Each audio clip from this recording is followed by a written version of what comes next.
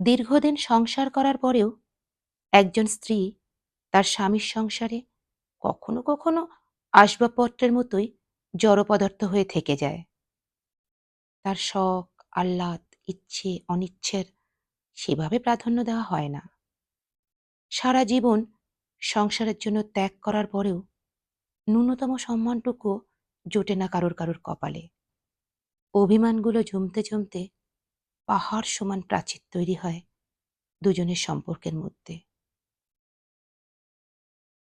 এক স্ত্রী তার স্বামীর উদ্দেশ্যে লেখা হৃদয় বিদারক এক চিঠি আজ আপনাদের সাথে শেয়ার করছি।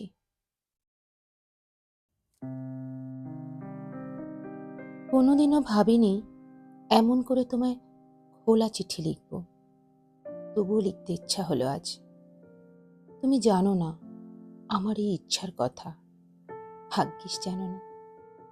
জানলে হয়তো ধমকে উঠতে বরাবরের মতোই, বলতে তোমার মতোই তোমার ইচ্ছেগুলো এত নির্বোধ কেন। আর আমি কাচুমাচু মুখ করে ঝেড়ে ফেলতাম আমার ইচ্ছা। আমার ইচ্ছেগুলো বিয়ের পর থেকেই তোমার কেন এত নির্বোধ লাগতো বলো তো? মনে আছে বিয়ের পরে আমি দীঘা যেতে চেয়েছিলাম হানিমুনে, তুমি ব্যঙ্গের হাসি হেসেছিলে। তারপর যাওয়া হয়েছিল কার্শিয়াং।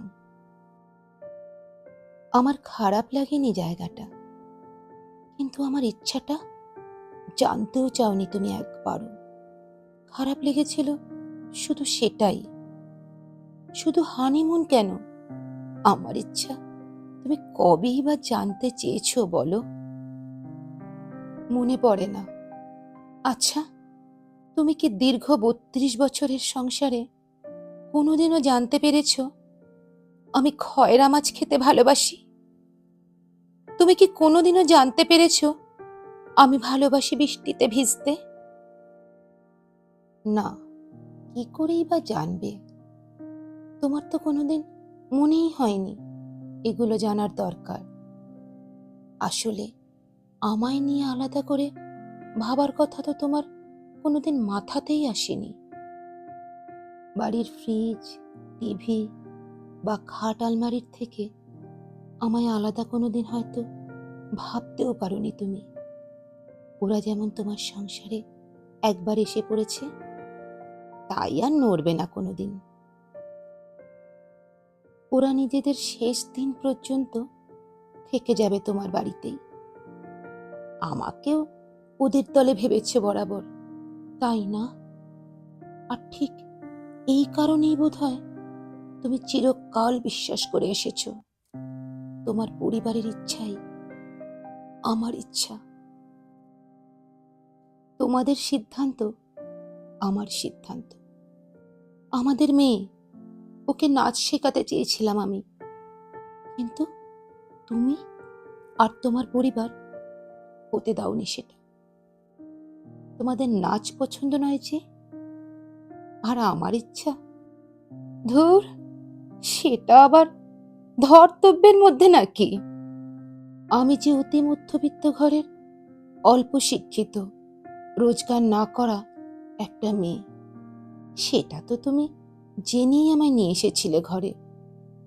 তবুও আমার কথাবার্তা, পোশাক পরিচ্ছদ সবকিছু নিয়ে কেন এত খোঁটা দিয়ে গেলে সারা জীবন? আমার আদব কায়দা, পোশাক আশাক সবই সস্তার মনে হয়েছে চিরকাল। আসলে তোমার কাছে আমি যে বড় সস্তার। আর তাই তো তোমার অফিসের সুন্দরী সহকর্মীদের সাথে তুলনা করেছ আমায় বারবার। বারবার বুঝিয়ে দিতে চেয়েছ আমি কতটা তুচ্ছ, কতটা নগণ্য। আমিও চুপ থেকেছি সব সময়, কারণ জানতাম প্রতিবাদ করলে আবার সইতে হবে তোমার বাক্যবান অপমান। আমি তুচ্ছ, তাই কোনোদিন আমার ইচ্ছের কথা জানতে চাওনি তুমি। জানতে চাওনি তোমার প্রতিটা অপমান আমায় কতটা রক্তাক্ত করে বারবার।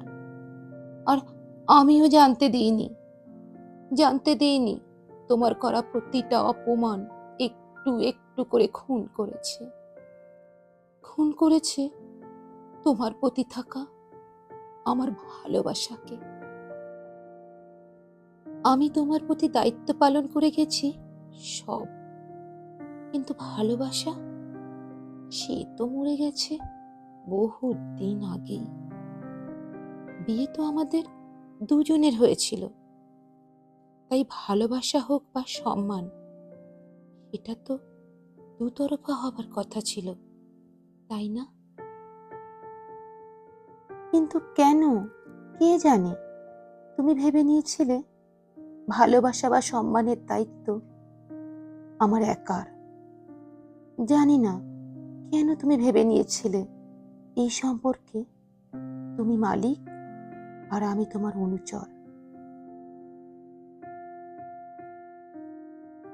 তুমি তো তোমার বাড়িতেই ছিলে, বিয়ের পরেও নিজের পরিবারের সাথেই ছিলে। সব ছেড়ে তোমার বাড়িতে এসেছিলাম আমি, তাই ভালোবাসার দায়িত্বটা পুরুষদের একটু বেশি হওয়া উচিত, তাই না? কিন্তু তোমরা কোনোদিনও সেটা বুঝতে পারো না, কেন কে জানে? কেন বোঝো না ভালোবাসা কোনো টেকেন ফর গ্রান্টেড বস্তু নয়। ছোট চারা গাছের মতো সম্পর্ককেও বাঁচিয়ে রাখতে হয়, ভালোবাসাও ধরে রাখতে হয়, নইলে ভালোবাসাও মরে যায় এক সময়। পড়ে থাকে শুধু সম্পর্কের কঙ্কাল, যাতে জমে থাকে শুধু এক রাশ শুকনো কর্তব্য। চিরকাল তুমি ভেবেছ তুমি জিতে গেছ আমায় তোমার পদানত করে। তোমার ইচ্ছে মতোই চিরকাল হয়ে এসেছে সব, আর আমি মুখ বুজে থেকেছি। আর আমার ওই চুপ থাকা দেখেই, সব মেনে নেওয়া দেখে ভেবেছ তুমি জিতে গেছ। কিন্তু তুমি কি জানো, আসলে তুমি গো হারান হেরে গেছ। কারণ তুমি হারিয়ে ফেলেছ তোমার স্ত্রীর ভালোবাসা। সে তোমার সব দায়িত্ব পালন করে গেল, তোমার প্রতি তার ভালোবাসা ছিল না। হ্যাঁ, আমি ভয় পেয়েছি তোমায়, তোমার অহংকার, তোমার রুক্ষ ব্যবহার, সব কিছুকে ভয় পেয়েছি। কিন্তু ভয় যে ভালোবাসার চেয়ে অনেকটা ছোট। তাই তুমি হেরে গেছো তোমার অজান্তেই। মেয়ের বিয়ে হয়ে গেছে 1 মাস। সিদ্ধান্ত নিয়েছি তাই আজ একটা নতুন করে আমি চললাম তোমার সংসারে ইস্তফা দিয়ে। কোথায় যাব জানি না, শুধু জানি এই ভালোবাসাহীন সম্পর্কটা আর বয়ে বেড়াতে পারছি না। মেয়ে হয়তো প্রশ্ন তুলবে, কেন এমন করলাম?